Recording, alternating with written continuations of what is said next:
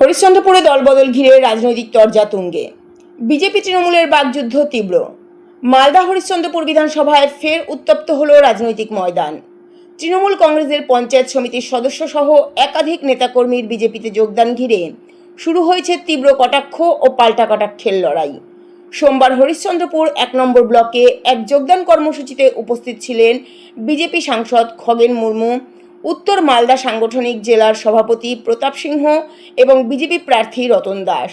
এই কর্মসূচিতে তৃণমূলের পঞ্চায়েত সমিতির সদস্য বাবলু কর্মকার, ব্লক যুব তৃণমূলের সহসভাপতি রনি দাস সহ একাধিক কর্মী বিজেপিতে যোগ দেন বলে দাবি গেরুয়া শিবিরের।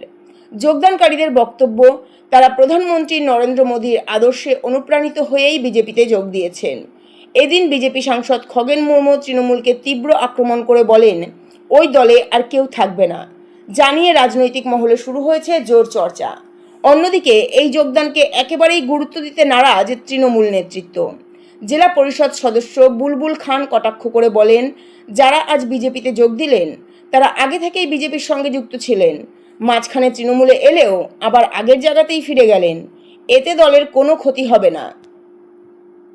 বিধানসভার এই হরিশ্চন্দ্রপুরে আমাদের ১.৫ শতাধিক যারা এখানে তৃণমূল কংগ্রেস এবং ফরওয়ার্ড ব্লক থেকে যারা এখানে নির্বাচনের আগে এর পরের আমাদের লাস্ট নির্বাচনে যারা কাজ করেছেন, তারা আজকে সরাসরিভাবে ভারতীয় জনতা পার্টিতে তারা যোগদান করলেন।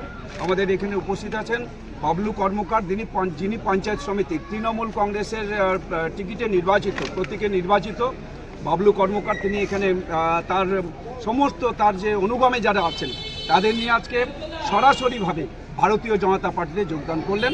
এবং তৃণমূল কংগ্রেস যেভাবে মানুষের সর্বনাশ করছে, এখানে সব দিক থেকে লুটে নিচ্ছে, অর্থাৎ মানুষের অধিকার নাই, মানুষ আজকে সব দিক থেকে তারা বিজেপির ভোট এই লোকাল লিডার দেখে হয়, এটা বিজেপির ভোট লোকাল লিডার দেখে হয় না, এটা মাথায় রাখতে হবে।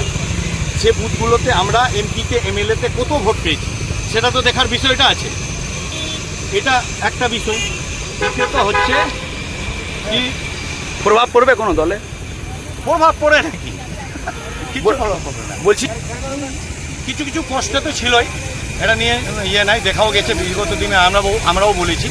তো চলো কোই বাত নেই, দেখতে।